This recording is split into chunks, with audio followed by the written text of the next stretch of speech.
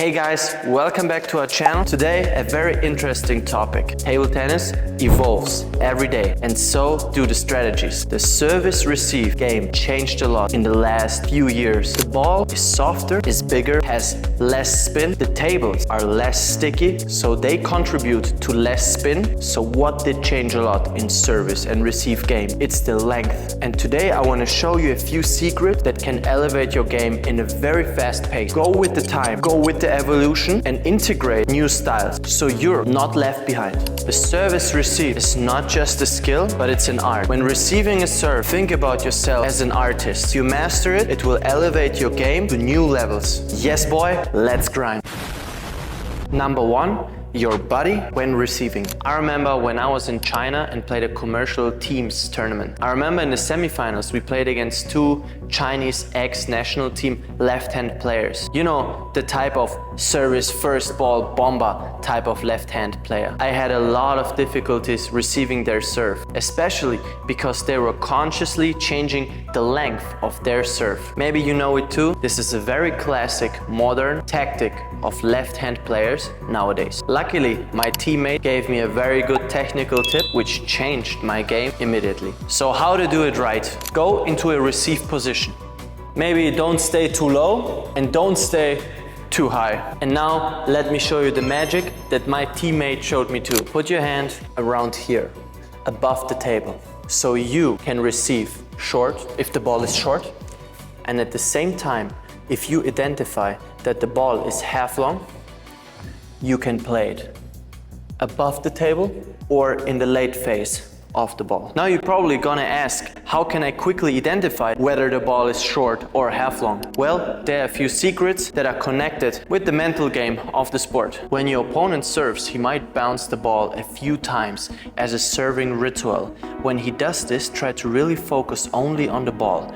Maybe you can even focus on the ball's stamp. This will make your mind have nothing in your mind but the ball in this certain moment. So now you're fully focused. You're in the moment, you're in the here and now. You have to identify where the first bounce of your opponent's serve is gonna be. If the first bounce of his service will be in the early phase of his table side, the chances that his serve is going to be half long are pretty high. On the other hand, if his first bounce is going to be near the net in the late phase of his side, the chances that the serve is going to be short are pretty high too. That's one of many indicators. So there is no strict rule or strict formula. You always need to go with the flow, with your intuition. Feel your opponent's serve.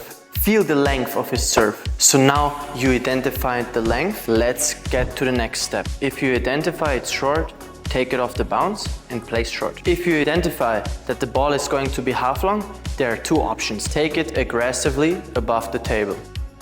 Let it bounce almost under the table and spin it as flat as possible over the net into a deep corner. It's important to do it flat, because if it's too high, your opponent will get what he wants.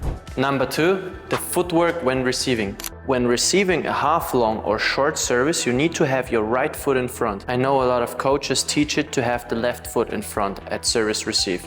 This might be true, but not for modern table tennis, in my opinion. Use your right leg as kind of stability. You identify it's short, step with your right leg in front. You identify it's half long, step with your right leg to the side. Use your right leg as stability. Trust me, this will change everything for you. Number three, the very important mindset when receiving. I want to always add the mental side of the game, because it is as important as the physical side. Let's do or build a little ritual. I already told you to watch the ball and really focus on it. Now, before your opponent serves, take a deep breath and find yourself a mantra that you can say yourself in your mind. Maybe something like, I will receive the serve relaxed and mindful. Or maybe something like, I am an artist of the ball. Why is that important? Your brain loves control. Control gives the human brain safety and confidence. But when receiving, you have zero control about what your opponent will do. So especially when you're playing a player